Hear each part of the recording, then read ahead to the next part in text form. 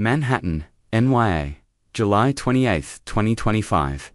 A deadly shooting shook Midtown Manhattan on Monday evening as a heavily armed gunman stormed an office building housing the National Football League (NFL) headquarters, leaving 4 people dead and 1 critically injured before taking his own life. The tragic incident occurred at 345 Park Avenue, a high-rise home to several major corporations, including Blackstone and KPMG. The incident, the gunman, identified as Shane Devon Tamura, 27, of Las Vegas, entered the building around 6:40 p.m., carrying a semi-automatic rifle and wearing body armor. Witnesses say the attacker entered through the lobby, opened fire without warning, and then proceeded to the upper floors. The chaos sent employees and visitors fleeing for cover as gunshots echoed through the corridors. Among the victims was Darul Islam, a 36-year-old off-duty NYPD officer working as a part-time security guard in the lobby. Islam, a father of 2 with another child on the way, is being hailed as a hero for attempting to confront the shooter during the initial moments of the attack. The assailant took the elevator to the 33rd floor where the NFL's headquarters are located and continued his shooting spree before turning the weapon on himself. Victims and casualties in total: 5 people were shot. 4, including Officer Islam and 2 corporate staff members, died at the scene. The 5th victim, a 29-year-old NFL employee, was rushed to Bellevue Hospital in critical condition and underwent emergency surgery. As of Tuesday morning, that individual remains in stable condition.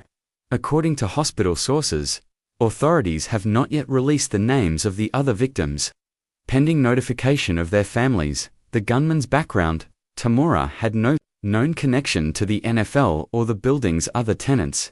Investigators say he drove from Las Vegas to New York, stopping in Colorado and Iowa along the way. He legally purchased the weapon used in the attack several months ago in Nevada. Officials found a multi-page handwritten note in his vehicle parked nearby. In the letter, Tamura claimed he suffered from chronic traumatic encephalopathy, brain disease linked to repeated head trauma, often associated with football. He blamed the NFL for covering up the damage done to young minds and expressed anger at what he described as a system that ignored him. He also requested his brain be studied after death, though Tamura never played professional football. The letter mentioned playing high school football in Nevada and experiencing symptoms such as memory loss, depression, and violent impulses. Law enforcement, response police and tactical teams responded within minutes of the first 911 calls. The building was swiftly evacuated and placed under lockdown. NYPD Commissioner Joanna Davis commended the bravery of first responders and confirmed the shooter acted alone. There is no indication of further threat to the public. We are conducting a full investigation into the shooter's motive and background, Davis stated at a late-night press conference.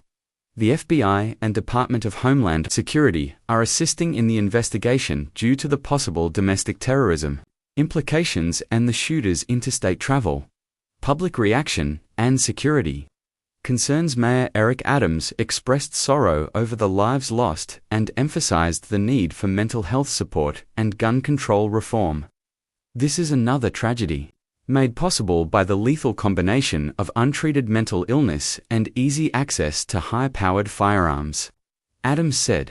NFL Commissioner Roger Goodell released a statement expressing deep sadness and condolences to the victims and their families, and confirmed that all league staff have been accounted for.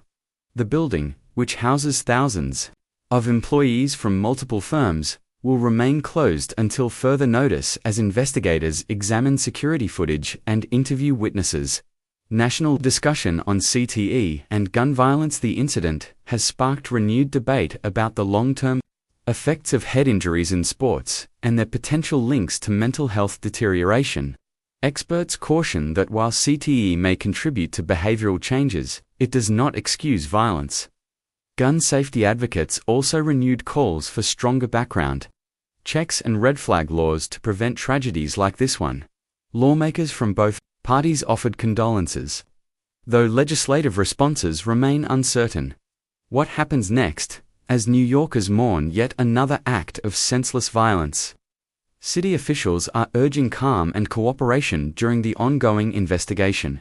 Grief counselors have been made available to victims' families, NFL staff, and other employees in the building.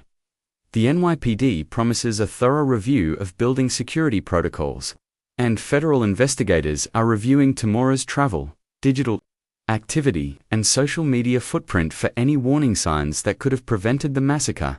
This marks one of the deadliest shootings in Manhattan's recent history and has left a deep scar on the city and the broader sports world.